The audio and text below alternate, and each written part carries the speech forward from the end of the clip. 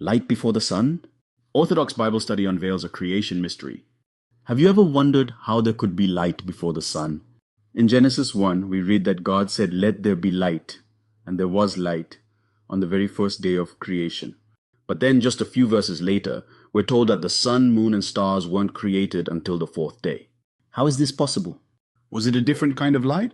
Is there a contradiction in the creation account? In this Orthodox Bible study, we'll explore this profound mystery through the lens of Holy Scripture and the timeless wisdom of the Church Fathers, St Basil the Great, St John Chrysostom, and others, who offer deep spiritual insight into what this light truly is. Join us as we explore how the Orthodox tradition interprets the distinction between the light of day 1 and the luminaries of day 4, and what this understanding means for our faith today. Let's begin the journey into the light that existed before the sun. The book of Genesis states that God created light on the first day, Genesis 1:3, while it states that the sun, moon, and stars were made on the fourth day, Genesis 1:14-18. What is the difference between the two matters? And was the light created on the first day or the fourth? The creation account in Genesis 1 presents a profound theological and cosmological framework that has been interpreted carefully within the Orthodox Christian tradition. To address the question of when the light was created and the difference between the light of the first day and the celestial bodies of the fourth day, we will explore the scriptural text, Orthodox patristic interpretations, and theological insights. Scriptural foundation. Genesis 1:3-5, first day. And God said, "Let there be light," and there was light. And God saw that the light was good, and God separated the light from the darkness. God called the light day, and the darkness he called night. And there was evening, and there was morning, the first day. Genesis 1:14-18, fourth day. And God said, "Let there be lights in the expanse of the heavens to separate the day from the night. And let them be for signs and for seasons and for days and years, and let them be lights in the expanse of the heavens to give light upon the earth." And it was so. And God made the two great lights, the greater light to rule the day and the lesser light to rule the night, and the stars. And God set them in the expanse of the heavens to give light on the earth, to rule over the day and over the night, and to separate the light from the darkness. And God saw that it was good. From these passages, we observe two distinct acts of creation involving light. On the first day, God creates light without reference to specific sources like the sun, moon, or stars. On the fourth day, God creates the sun, moon, and stars as specific celestial bodies to serve as lights for the earth, governing time and seasons. The question arises, what is the nature of the light created on the first day, and how does it differ from the lights of the fourth day? Orthodox interpretation.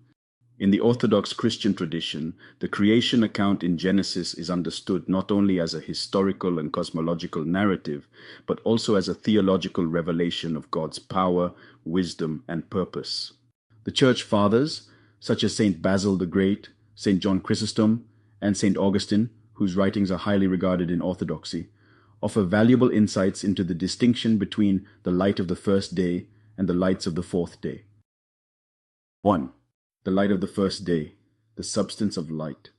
The light created on the first day, general 1:3, is understood in Orthodox theology as a primordial, uncreated or foundational light, a divine energy or substance that precedes the creation of physical celestial bodies.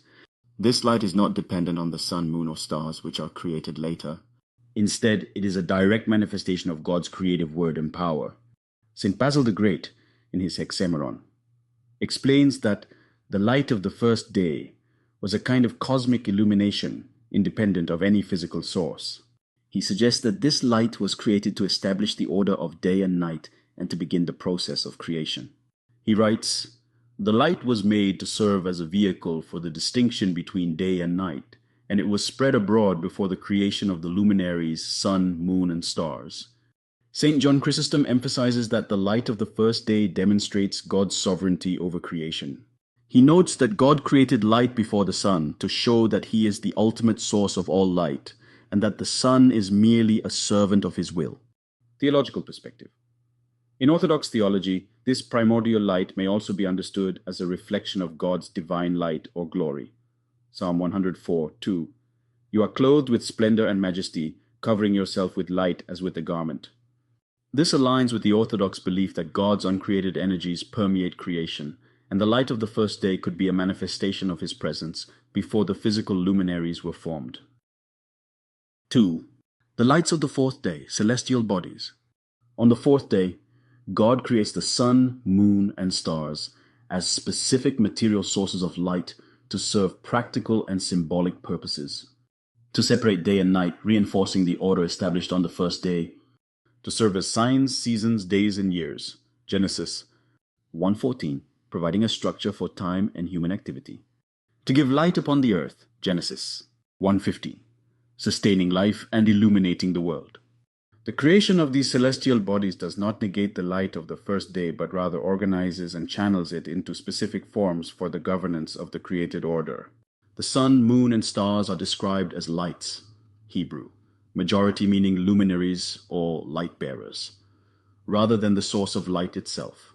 This suggests that the light of the first day continues to exist, now manifested through these physical bodies.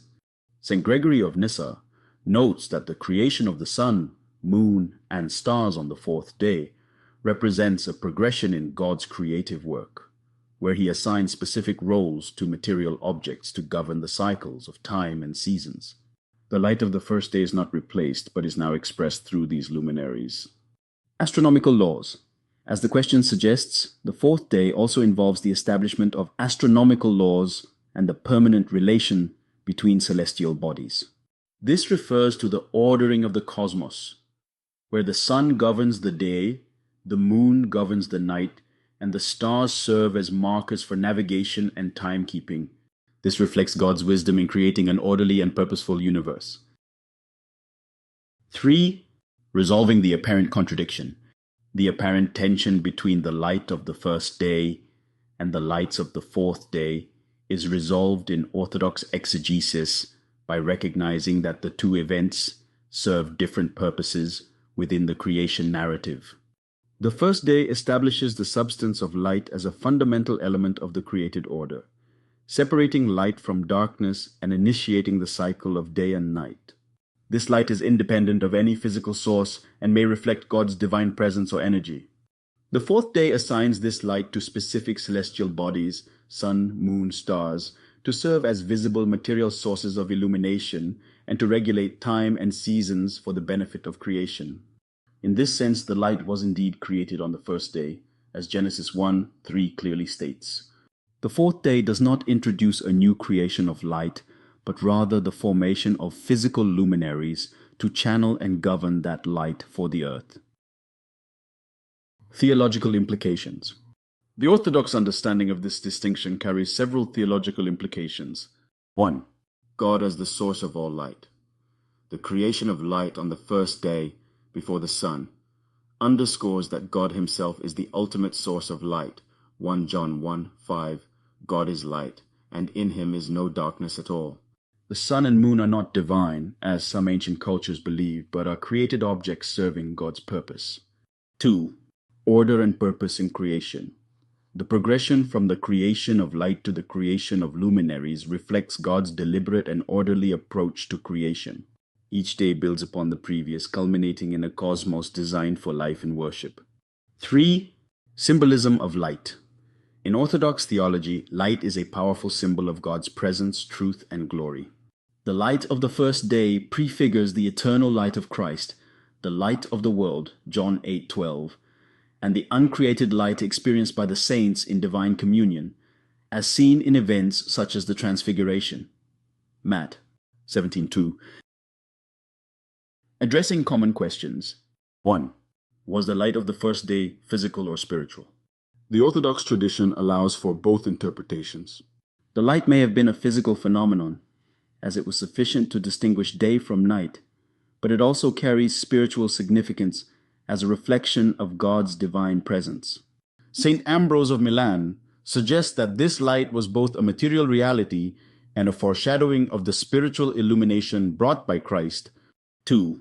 How could there be day and night without the sun? The primordial light created by God established the cycle of day and night on the first 3 days. The Church Fathers emphasize that God's creative power is not limited by the physical laws we observe today. which were fully established by the fourth day of creation. 3. Does this align with modern science? The Genesis account is primarily a theological narrative, not a scientific treatise. Orthodox theology does not require a literalist interpretation that conflicts with scientific discoveries. The days of creation may represent periods or stages of God's creative work, and the light of the first day could correspond to the initial conditions of the universe, for example, energy or electromagnetic radiation, before the formation of stars. In the Orthodox Christian understanding, God created light on the first day as a primordial foundational element of the cosmos, independent of any physical source. This light established the cycle of day and night, reflecting God's divine presence. On the fourth day, God created the sun, moon, and stars as material luminaries to channel this light, govern time, and sustain life on earth. The difference lies in the purpose and form. The first day's light is the substance of illumination, while the fourth day's lights are specific bodies with assigned roles. This interpretation, rooted in the Church Fathers and Orthodox theology, affirms the coherence of the Genesis narrative and underscores God's sovereignty as the creator and source of all light, both physical and spiritual. As we've seen, the light created on the first day was not merely a physical phenomenon, but a profound theological reality, a manifestation of God's creative power and divine presence.